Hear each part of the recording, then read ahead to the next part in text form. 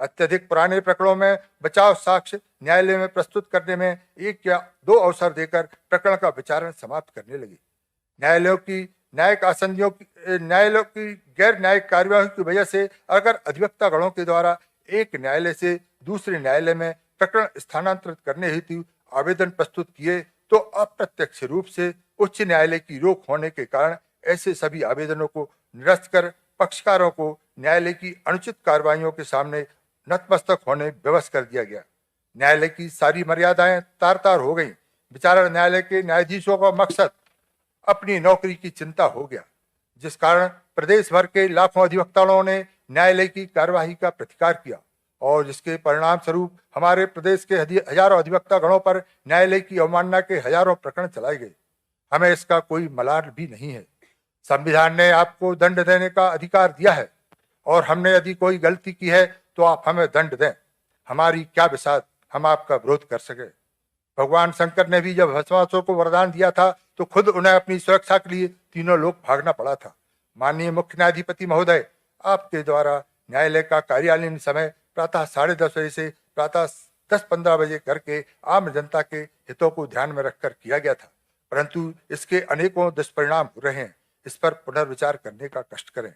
माननीय हमारे न्यायालयों के कुछ माननीय न्यायाधीश गण अधिवक्ता गणों से असमित भाषा में बात कर रहे हैं। जरा सी बात में प्रकरण डिसमिस करना, कॉस्ट लगाना न्यायाधीश गणों की गरिमा के प्रतिकूल है।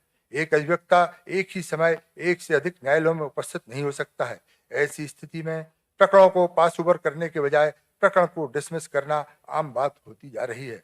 फाइलिंग सेक्शन में घंटों इंतजार के बाद भी नंबर नहीं आता है।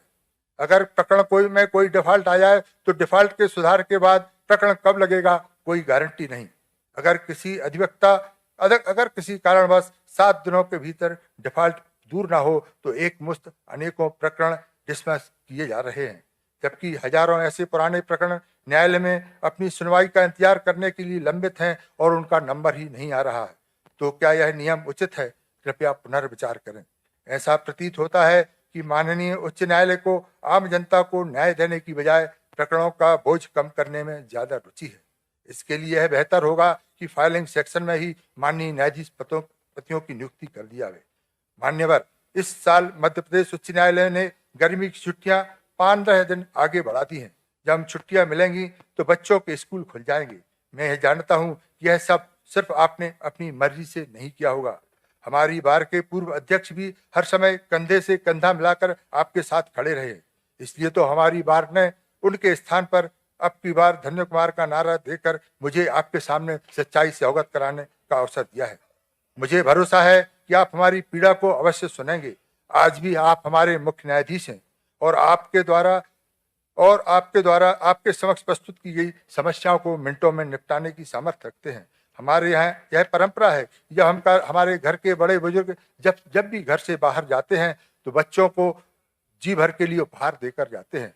अतः माननीय न्यायाधिपति महोदय 1 जुलाई से मध्य प्रदेश उच्च न्यायालय में जाते हैं।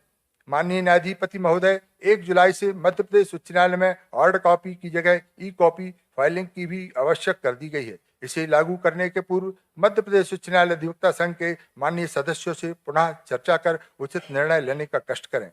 मैं आपसे प्रार्थना करता हूं कि मैंने आपके समक्ष अपनी बार की ओर से जो समस्याएं प्रस्तुत की हैं उनका निराकरण करने की कृपा करें। माननीय मुख्य न्यायाधिपति महोदय, वर्तमान समय में हमारे अधिवक्ता गणों को एक और महत्वपूर्ण समस्या का सामना करना पड़ रहा है।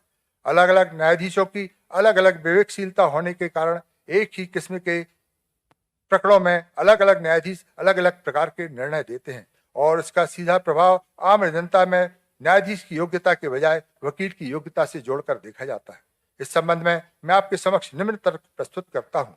एक ही किस्म की बीमारी का इलाज करने वाले 3 अलग अलग डॉक्टर हों और एक डॉक्टर से इलाज होने में 100% की गारंटी और दूसरे डॉक्टर से इलाज होने में 50% और तीसरे डॉक्टर से इलाज होने में मरीज की ठीक होने की कोई गारंटी ना हो तो स्वाभाविक है मरीज अपना इलाज प्रथम श्रेणी के डॉक्टर से ही कराना उचित समझेगा। अतः माननीय न्यायाधीश गणों के निर्णय में एक रूपता स्थापित करने हेतु माननीय उच्च न्यायालय को ठोस प्रयास करना आवश्यक है, क्योंकि किसी प्रकरण के निर्णय से न्यायाधीश की योग्यता नहीं, वकील की योग्यता का प्रमाण पत्र आम जनता के द्वारा जारी कर दिया जाता है और होनहार वकील का भविष्य खतरे में पड़ जाता है।